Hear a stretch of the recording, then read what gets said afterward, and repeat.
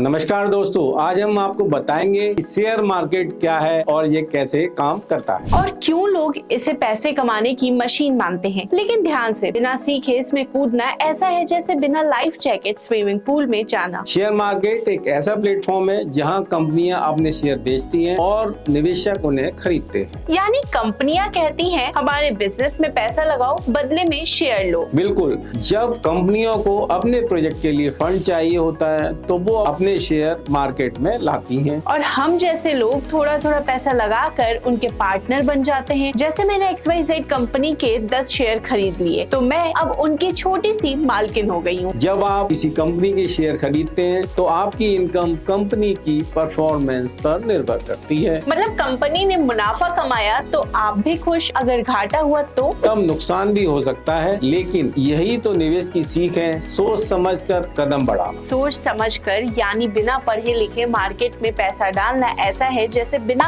Google map trip पर निकल जाना। मान लीजिए एक फ्रूट जूस कंपनी ने नए प्लांट के लिए फंड चाहिए, वो शेयर मार्केट में अपने शेयर जारी करती है। अगर मैंने उसके शेयर खरीद लिए तो जब लोग ज्यादा जूस पियेंगे मेरा पैसा बढ़ेगा। हाँ, लेकिन अगर कंपनी के जूस की डिमांड कम हो गई तो आपका नुकसान भी हो सकता है। ओहो, तो शेयर मार्केट कोई ATM नहीं है, मेहनत और पेशेंस चाहिए। शेयर मार्केट कंपनियों को फंड जुटाने का आसान तरीका देता है और हमें निवेशकों को लंबी अवधि में पैसा कमाने का मौका। जैसे अगर 10 साल पहले आपने 10,000 किसी बढ़िया कंपनी में लगाए होते तो आज वो लाखों में हो सकते थे। बस सही कंपनी चुननी है और थोड़ा पेशेंस रखना है। शेयर मार्केट में जल्दबाजी करना खतरनाक हो सकता है, हमेशा रिसर्च करें और र्यूमर्स पर मत चलिए। जैसे कोई कहे ये स्टॉक जरूर डबल होगा, पहले खुद जानिए तब लगाइए पैसा। सीखते रहिए, निवेश करें और धैर्य रखें। दोस्तों, निवेश की शुरुआत आसान है, लेकिन कई बार लोग छोटी छोटी गलतियां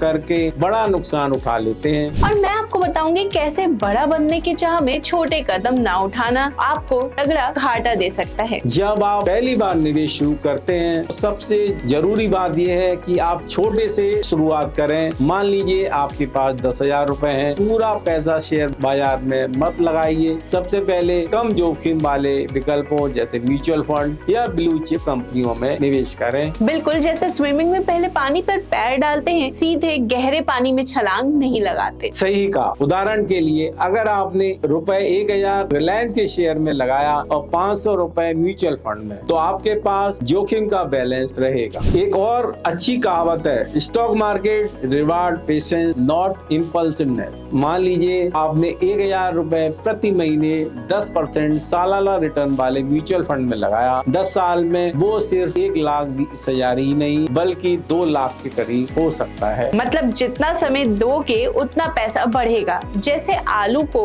कुकर में पका दो, तुरंत खोलोगे तो कच्चा रहेंगे। मान लीजिए आपने 1 लाख रुपए 12% कंपाउंडिंग रेट से 20 साल तक इन्वेस्ट किया, ये रकम 10 लाख रुपए से ऊपर जा सकती है। वाह, ये तो पैसा पेड़ पर लगाने जैसा हुआ। लेकिन दोस्तों ध्यान रखें, ये सिर्फ सही पेशेंस और समझ से संभव है। बिल्कुल, कंपाउंडिंग तब काम करती है जब आप बाजार में लंबे समय तक टिके रहते हैं। और सबसे जरूरी बात, र्यूमर्स पर भरोसा मत करना। दोस्तों ने कहा कि XYZ स्टॉक ले लो, डबल हो जाएगा, और आपने खरीद लिया, तो ये गलती ना करें। हाँ, और बिना रिसर्च किए पैसे लगाने का मतलब है बिना नक्शे के गाड़ी चलाना। रिसर्च करें, मार्केट को समझें और फिर निवेश करें। ये सभी बातें ध्यान में रखिए और निवेश की दुनिया में कदम बढ़ाइए। और हाँ, शुरुआत छोटे से, पेशेंस बड़ा और रिटर्न सबसे बड़ा। बिल्कुल, ट्रेडिंग और इन्वेस्टिंग दोनों का अपना रोल है, लेकिन ये आपकी गोल्स और रिस्क एपेटाइट पर निर्भर करता है। चलिए इसे आसान भाषा में समझते हैं। सबसे पहले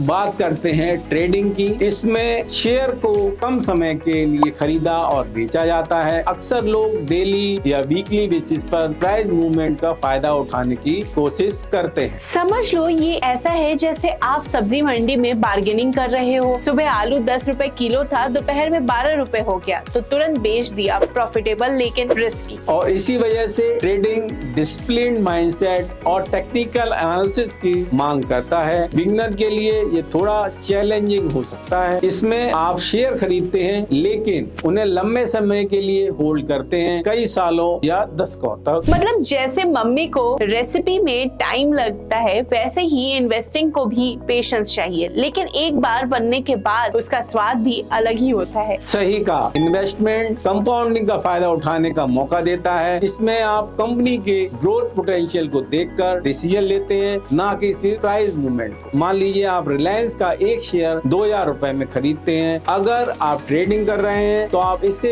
2100 रुपए में बेच देंगे। प्रॉफिट कम है लेकिन क्विक है। लेकिन अगर आपने इसे 10 साल के लिए रख दिया तो वही शेयर शायद 5000 से 6000 हो सकता है। मतलब पेशेंस का फायदा मिलेगा। ठीक है वैष्णवी, लेकिन इसमें रिस्क भी होता है। आपको कंपनी की ग्रोथ पर भरोसा होना चाहिए। तो सवाल ये है कि ट्रेडिंग करें या इन्वेस्टिंग? ये आपकी फाइनेंशियल गोल पर निर्भर करता है। अगर आप ज्यादा पैसा कमाना चाहते हैं और हाई रिस्क लेने के लिए तैयार हैं, तो ट्रेडिंग बेहतर हो सकता है। लेकिन अगर आप वेल्थ क्रिएट करना चाहते हैं और पेशेंस हैं, तो इन्वेस्टिंग आपका रास्ता है। और अगर आप मेरी तरह कंफ्यूज हैं, तो दोनों का मिक्स करो, थोड़ा ट्रेडिंग और थोड़ा इन्वेस्टिंग। बस ज्यादा आलू प्याज मत खरीद लेना। उम्मीद है कि आपको ट्रेडिंग और इन्वेस्टिंग का फर्क समझ में आ गया होगा। हाँ, क्योंकि स्टॉक मार्केट में बिना सोचे समझे पैसा लगाना ऐसा है जैसे बिना ब्रेक के गाड़ी चलाना। बाद में बस पकड़ो पकड़ो शोर सुनाई देगा। तो सबसे पहले फंडामेंटल एनालिसिस 3 हिस्सों में बांटा होता है: कंपनी के फाइनेंशियल, मार्केट पोजीशन और ग्रोथ पोटेंशियल। चलो इसे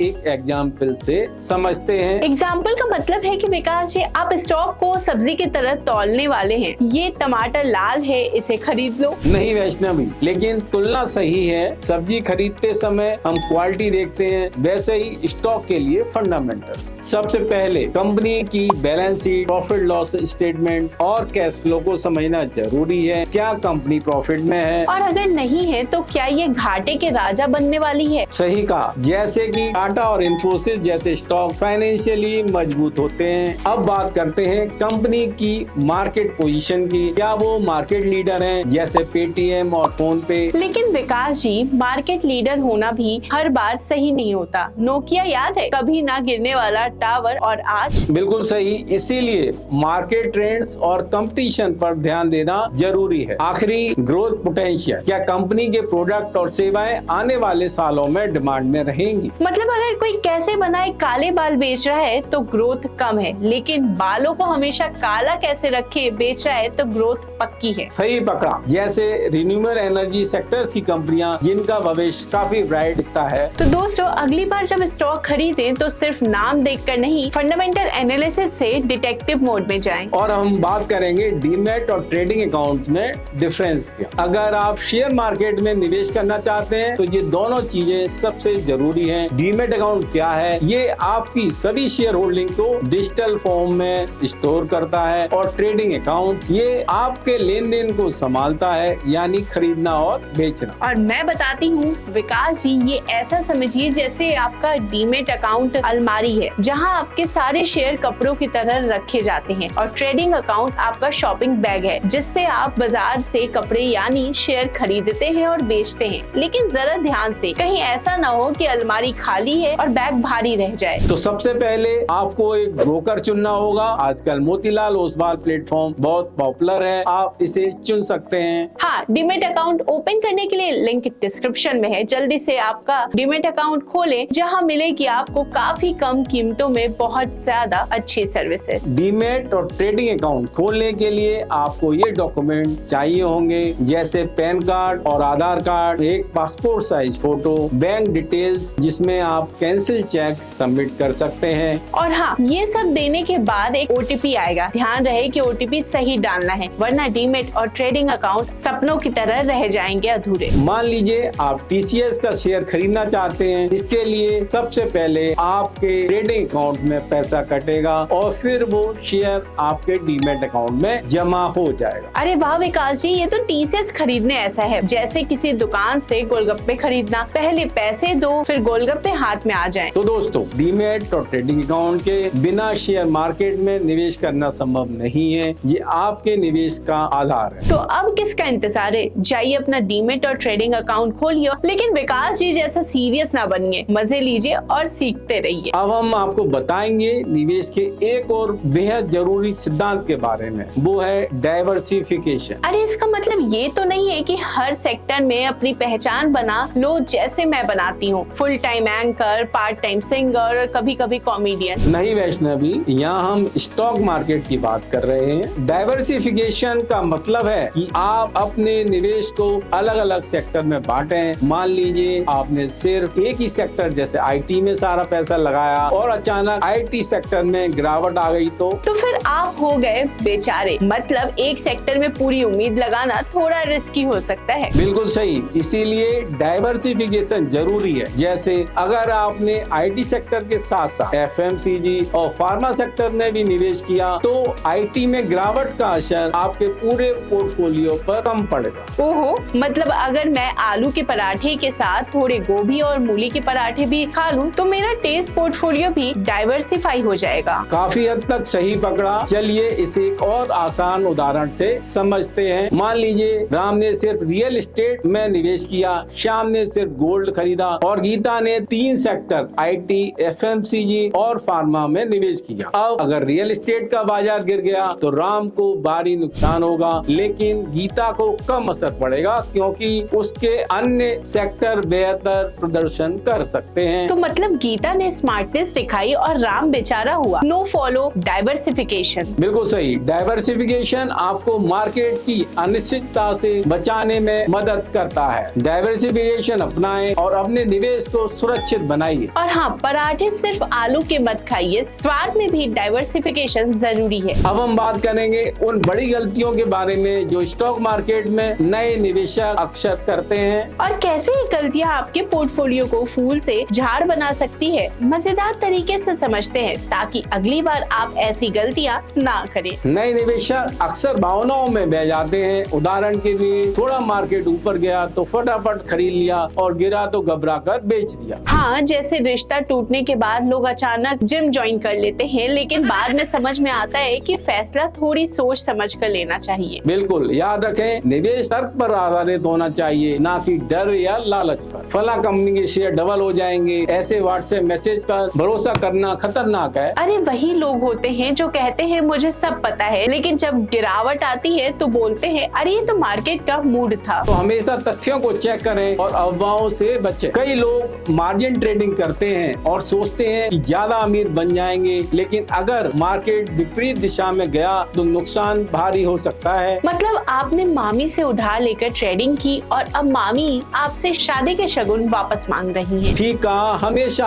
अपनी आर्थिक स्थिति और रिस्क लेने की क्षमता का ध्यान रखें। निवेशक अक्सर एक बार शेयर खरीद कर भूल जाते हैं। हाँ, जैसे आलू प्याज खरीद कर अलमारी में रख दो और सोचो कि ताजे ही रहेंगे। निवेश को रेगुलर मॉनिटरिंग करना जरूरी है ताकि समय पर सही निर्णय लिया जा सके। बिना पढ़ाई किए निवेश करना ऐसा है जैसे अंधेरे में तीर चलाना। और तीर जाकर किसी का टीवी तोड़ दे, फिर ईएमआई आपकी जिम्मेदारी। सही ज्ञान और रिसर्च के बिना निवेश शुरू ना करें। तो दोस्तों, स्टॉक मार्केट में सफल होने के लिए इन गलतियों से बचें और ध्यान रखें, जहां लालच आपका दुश्मन है, पेशेंस आपका दोस्त। वीडियो को लाइक करें और कमेंट्स में बताएं कि कौन सी गलती आपसे हुई थी।